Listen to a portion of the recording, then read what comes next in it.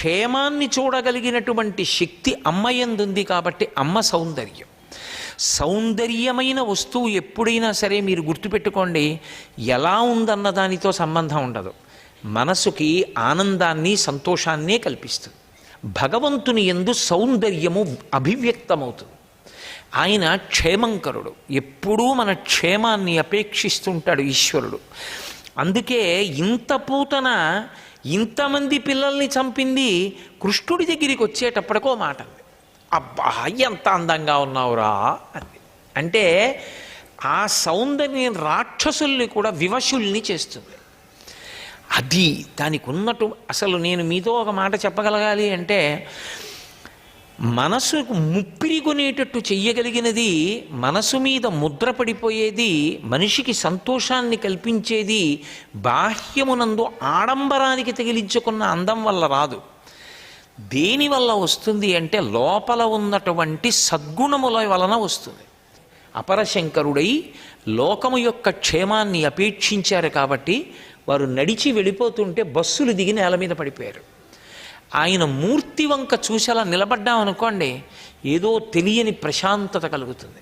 అలా కలిగింది అంటే వారి సద్గుణములు వారి దీప్తిగా వ్యక్తమయ్యాయి. అది సౌందర్యం. ఆయనని ఉపాసన చేసిన వారే అంత సౌందర్యమైతే ఆయనే అంత సౌందర్యం. ఇంకా అది అక్కడ భగవత్ సౌందర్య వర్ణన. అది ఇలా ఉన్నాడు అలా ఉన్నాడని వర్ణించకుండా పూతన నోటి వెంట చెప్పించారు పోతన గారు. అద్భుతమైనటువంటి రీతిలో ఆవిష్కరింపజేశారు. ఆవిడంది కృష్ణుణ్ణి చూసి, నాచనుబాలొకగుక్కెడు ఓ చిన్ని కుమార త్రాగు మొయ్యన పిదపన్ని చెలువ మెరుగవచ్చును నా చెలువము సఫలమగును నలినదలాక్ష అంది. కళ్ళ గురించి చెప్పింది. మొదట పిలవడం ఏమని పిలిచిందంటే నలినదలాక్ష అని పిలిచింది. అంటే పద్మముల వంటి కన్నులున్నవాడా అని పిలిచింది. అంటే అసలు భగవంతుని యొక్క సౌందర్యం ఆ కన్నులే. ఎందుకంటే శరీరంలో ఏ అవయవం నవరసాలని వ్యక్తం చేయదు, కన్నులు ఒక్కటే నవరసాలని వ్యక్తం చేస్తాయి. ప్రత్యేకించి దయ, కారుణ్యము అభివ్యక్తమయ్యేది కన్నులలోంచే వ్యక్తమవుతుంది. ఆ కన్నులకున్న సౌందర్యం అటువంటిది. నిద్రపోతున్నా కూడా ఆయన కన్నులలో ఉన్నటువంటి కారుణ్యం అటువంటిది. అందుకే నళినదలాక్ష అని పిలిచి, ఎంత అందంగా ఉన్నావురా అని, నాచనుబాలొక గుర్కెడు ఓ చిన్ని కుమార త్రాగు మొయ్యన పిదపన్ని చెలువ మెరుగవచ్చును. రాక్షసీ బుద్ధి ఉంది కదా లోపల. ఇంత అందమైన వేషం ఎందుకు కట్టానో తెలుసా? ఈ అందం నిలబడకూడదని. ఏది? నా చనుబాలొక్క గుక్కెడు తాగు, ఆ తర్వాత ఈ నీ అందం చూడొచ్చు, నా అందానికి సార్థక్యం నువ్వు తెలుసుకోవచ్చు.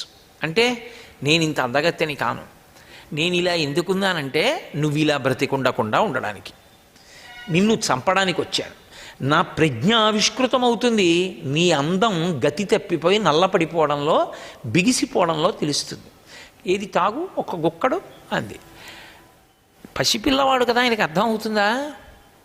ఆయనకి అర్థం అవ్వాలని కాదు, భగవంతుణ్ణి చూసినప్పుడు రాక్షసీ గుణములున్నవాళ్ళు కూడా ఏదో ఒక స్తోత్రం చెయ్యకుండా ఉండలేరు. అది ఈశ్వరుని యొక్క ప్రజ్ఞ. అందుకే నళినదలాక్ష అని ఆయన సౌందర్యాన్ని స్తుతించింది.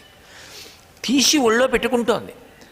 గబగబా పరిగెత్తుకొచ్చారు. అక్కడే ఉన్నారు ఆ బలరాముని తల్లి, కృష్ణ పరమాత్మ యొక్క తల్లిగా ఉన్నటువంటి దేవకీదేవి కాదు, అక్కడ యశోద కదా తల్లిగా ఉంది ఇప్పుడు. అందుకని యశోద, ఇద్దరు రోహిణి పరిగెత్తుకొచ్చారు. అయ్యో అయ్యో అయ్యో, అతను మా పిల్లవాడమ్మా, యశోద యొక్క స్తన్యము నుండి స్రవించిన పాలు తాగుతాడు తప్ప ఇలా లోకంలో ఉన్న అందరి స్త్రీల పాలు తాగడు, విడిచిపెట్టు విడిచిపెట్టు అంటున్నారు.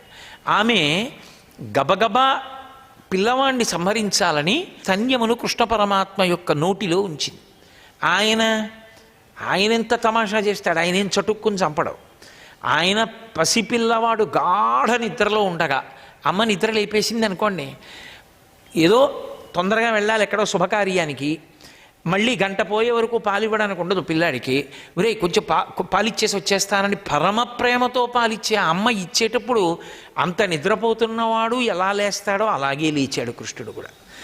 మేల్కొన్న తెరగున మెల్లన కనువిచ్చి క్రీగంట చూచుచు గిదిసి నీల్గి ఆవులించుచు చేతుల అదరంబున జాపి యొదిగిలియా కొన్న యోజనూది బిగుచన్ను కవకేల కబళించి పీడించి గుక్క గుక్కకు గుటుకు గుటుకు మనుచు ఒక రెండు గుక్కల నువిధ ప్రాణముల సైతము మేనిలో సత్వమెల్ల త్రావె నదియును గుండెలు తల్లడిల్ల జిమ్మ తిరుగుచు శిరముయు నెలవ్రాల ఇతర బాలుల క్రియవాడ వివు కాదు చన్ను విడువుము విడువుము చాలుననుచు. ఎంత అద్భుతమైనటువంటి ప్రత్యక్ష ప్రసారం చేశారంటే పోతన గారు, మేల్కొన్న తరగున మెల్లన కనువిచ్చి క్రీగంట చూచుచు గిదిసి నీల్గి ఆ చిన్ని కృష్ణుడు మంచి గాఢ నిద్రలో ఉండగా అమ్మే పాలివ్వడానికి వస్తే ఎలా నిద్రలేస్తాడో అలా ఎంతో కష్టం మీద కనురెప్పలు విప్పినట్టుగా ఇలా విప్పి చూసి మళ్ళీ ఇలా కళ్ళు మూసుకుని ఆ చిన్ని బోషునోరు విప్పి ఆవలించి ఇలా ఒళ్ళు విరుచుకున్నట్టుగా ఒళ్ళు విరుచుకుని అమ్మ కనపడేటప్పటికి ఆదరంతో చెయ్యెత్తి అమ్మ గుండెల మీద వేసినట్టుగా చెయ్యెత్తి ఆ పూతన యొక్క స్తన్యం మీద వేసి ఒక్కసారి ఆదరమ్మున గిదిసి నీల్గి ఆవులించుచు చేతుల ఆదరంబున చాపి ఒదిగిలి యాకొన్న యోజనూది బిగిచన్ను కవకేళ కబళించి పీడించి గుక్క గుక్కకు గుటుకు గుటుకు మనుచు. పసిపిల్లలు పాలు తాగేటప్పుడు గుటుక్కు గుటుక్కుమని శబ్దం కూడా వినపడుతుంటుంది. అలా గుటుక్కు గుటుక్కుమని ఆ స్తన్యాన్ని పట్టుకొని పూతనా స్తన్యము నుండి 2 గుటకలేశాడు. సర్వం శ్రీ ఉమామహేశ్వర పరబ్రహ్మార్పణమస్తు. స్వస్తి.